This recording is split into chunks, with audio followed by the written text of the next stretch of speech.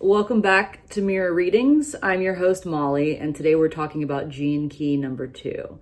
I honestly feel like I have to issue a trigger warning for myself because I have the second gene key in a very critical place.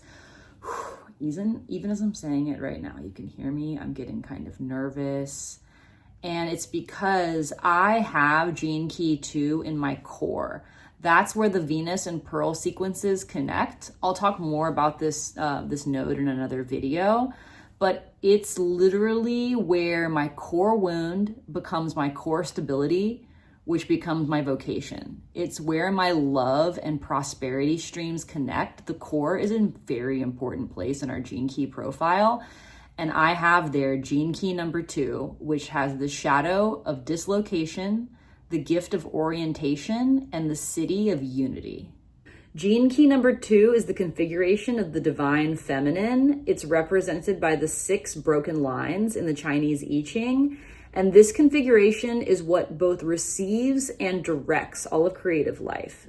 In that shadow state of dislocation, we feel like we don't know where we belong in the world, and that sense of feeling lost in life makes us want to overcompensate by being overly regimented. The problem is that when we create from a place of fear, we get very different results than when we create from a place of trust. And the second gene key tells us that when we create from a place of trust, we're creating more energy for ourselves and all of life. And when we create from a place of fear, we're taking energy from ourselves and from everyone around us. It's such a brutal reminder, but the only way to get out of that shadow of dislocation is to recognize that we can never make any wrong decisions in life. Life is always making the effort to harmonize with us. But what kind of music we're making with life and whether it's to our liking or not really depends on how we orient our perspective to see that harmony in all of life and see our place as part of the whole. Once we see ourselves as part of the whole, we automatically start harmonizing with life. It gets us out of that, it's a very primal insecurity that we're just sort of lost in our own individual natures and it's just me against the world. So the gift can begin in the mind and influence our actions, or we can just acknowledge that we're not happy with our reality. We want to change it and start changing our actions and let that change in our actions be what change our mind. Let that be what orients our perspective to bring us into harmony with all of life. Doesn't that sound better? Orientation is an attunement to life's processes that empowers and harmonizes our being to surrender through trust, no matter what. That's the hard part, the no matter what. Trusting that life is acting for our best interest is such a challenge.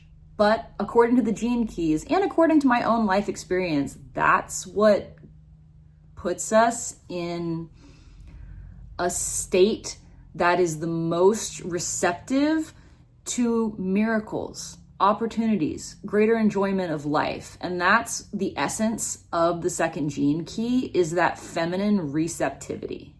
The feminine receives and it directs, right? We start to hit paradox as we move through the gift frequency of the gene keys and into the Siddhis. And again, the Siddhis are considered to be a feature of transcendence, of like enlightenment. But I've found that even if enlightenment is not in the cards for me in this lifetime, I don't even know if I want it to be honest. Orienting my attitude towards the Siddhi frequencies expands my perspective and brings me closer and closer to the most optimized version of myself. So unity is the Siddhi of gene key number 2, and this is referring to unity consciousness. While the first gene key is the call to adventure in the hero's journey, it's what brings us out into the adventure of being in human form. Gene key number 2, that unity consciousness, is the warm embrace of the feminine, of the mother, which is what we leave when we separate into individuated consciousness in the human game. And it's also what we return home to after we leave our bodies. Talking about the Siddhis is honestly such a trip because they lie beyond words. So I'm gonna do my best here, and I give myself permission to read directly from my notes.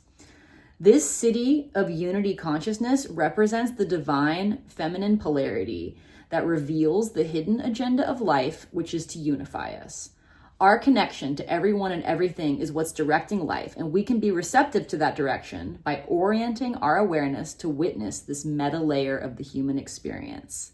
This Siddhi is akin to the star in the sky over Bethlehem.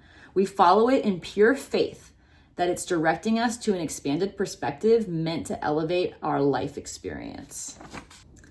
And I'm definitely out here trying to elevate my life experience. And if any of you can relate to that feeling of not knowing where you belong in the world, definitely drop a comment and please consider booking a reading with me. This is something I am uniquely suited to help you with. And all subscribers to this channel get 15% off readings. Visit me at mirrorreadings.com or just email me direct, mirrorreadings@gmail.com, and let's talk.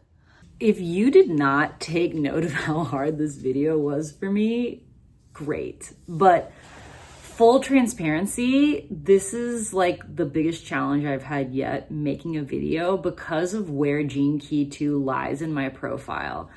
Again, we'll talk more about it in a video dedicated specifically to our core node, but Gene Keys are all about transmuting our attitude to be able to get the best out of life, which means that our shadows very specifically give way to our gifts.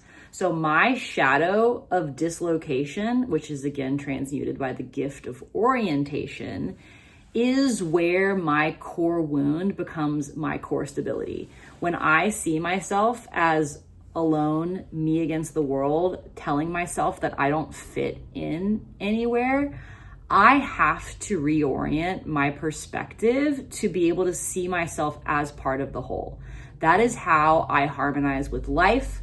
That is how I stabilize myself. And that's what leads into my vocation, which is helping others transform their consciousness and transforming my own in the process, which is the real ish of doing this kind of work. Anyway, enough of confession time. I hope I see y'all in my next video, and thanks for watching.